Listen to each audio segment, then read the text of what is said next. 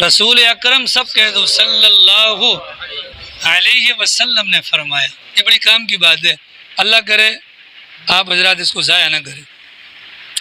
اللہ کے نبی نے فرمایا یہودیوں کے مذہبی اعتبار سے، یہودیوں کے مذہبی اعتبار سے 71 فرقے بن گئے.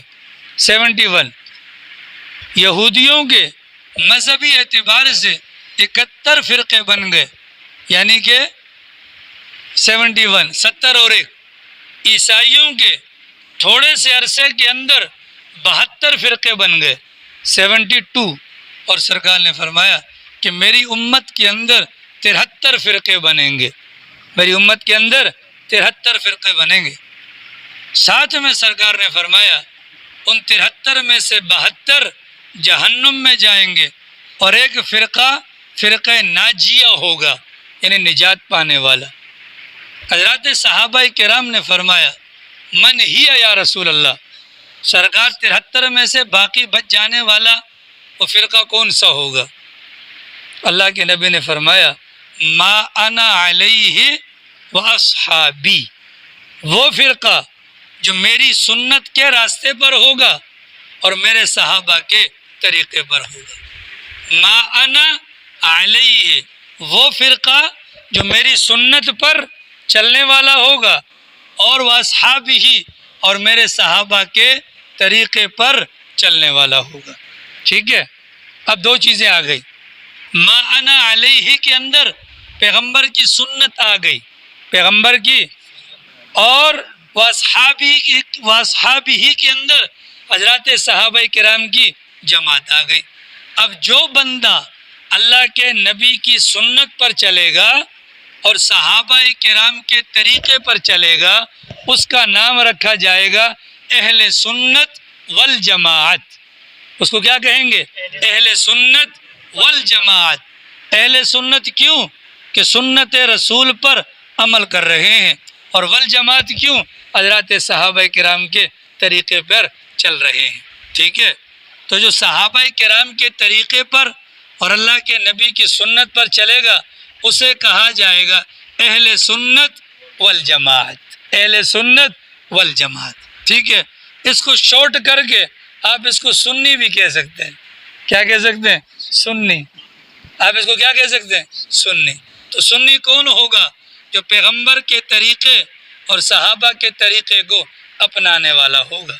اور اگر نبی کا طریقہ نہیں ہے یا صحابہ کا طریقہ نہیں ہے تو خالی بیج لگانے سے کچھ نہیں ہوگا.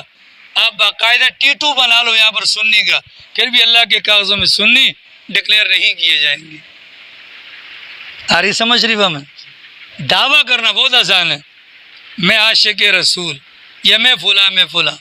اہل سنت والجماعت نام ہے اس فرقے کا جو پیغمبر کی سنت اور صحابہ کے طریقے پر چلے. اب ایک مثال کے طور پر ہم میں سے ہر بندہ دعوے دار الحمدللہ میں سنی ہوں، یہ تعلق کس سے آپ ہوگا؟ اہل سنت والجماعت سے. تو ہم اس سے کان میں پوچھیں گے حضرت آپ کے گھر کے بعد ٹینٹ لگا ہوا تو خیر تو تھی یار، وہ آج ابا کا تیجا تھا.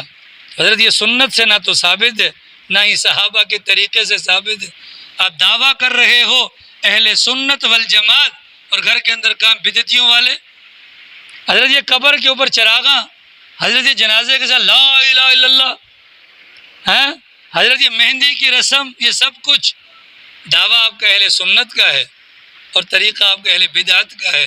اللہ میاں کو دعووں سے متاثر نہیں کر سکتے، اللہ میاں کو دعووں سے متاثر نہیں کر سکتے. لمحہ فکری ہے، اس میں کوئی جنگ والی بات نہیں ہے. ہم کون ہیں؟ اہل سنت والجماعت، اہل سنت والجماعت. اور ہمارا جو مسلک ہے، مسلک وہ حنفی ہے. وہ کیا ہے؟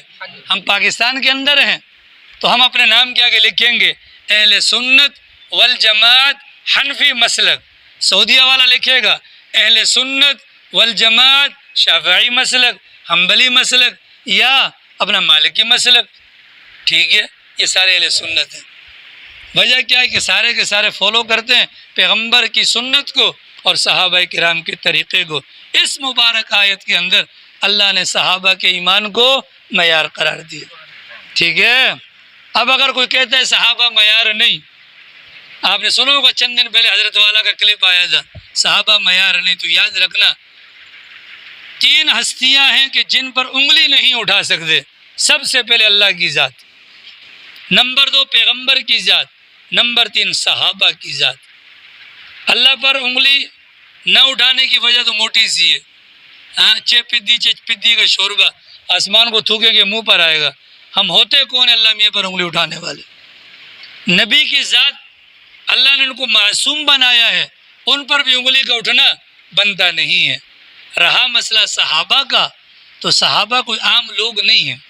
صحابہ کرام نے پیغمبر کی جو صحبت اختیار کی، اس صحبت کے اندر پیغمبر کی صحبت کی برکت سے اللہ نے باطنی زنگ کو اتنا بالکل رگڑ دیا کہ بالکلیہ طور پر ایمان اور ان کا دل شیشے کی طرح پاکیزہ ہو گیا.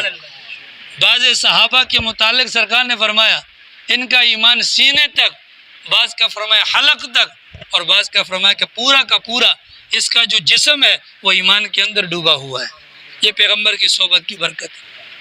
مزے کی بات بتاؤں سر، آج میں اور آپ کسی خانقاہ میں جاتے ہیں پیر صاحب کے پاس بیت ہونے کے لیے، وہ پیر صاحب ہمیں وظائف دیتے ہیں، لا الہ الا اللہ 200 مرتبہ، الا اللہ 400 مرتبہ، اللہ اللہ 600 مرتبہ پڑھنا ہے، 3000 مرتبہ جو اس میں ذات اس کا ذکر کرنا ہے.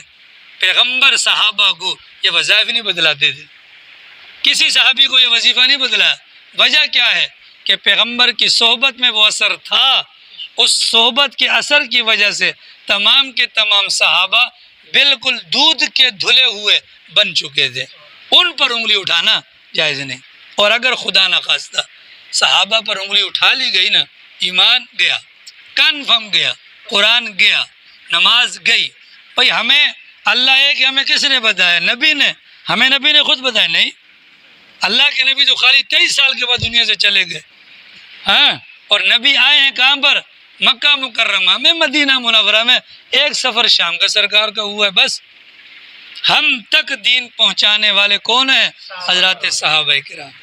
اللہ نہ کرے ثم اللہ نہ کرے اگر رائی کے دانے کے برابر بھی اگر یہ معاملہ ہو گیا کہ کسی بھی صحابی کے بارے میں ادنا سا خیال آ گیا، پھر نہ قرآن رہے گا، نہ نماز رہے گی، نہ کلمہ رہے گا، نہ رسول رہے گا، نہ ہی خدا کی ذات رہے گی.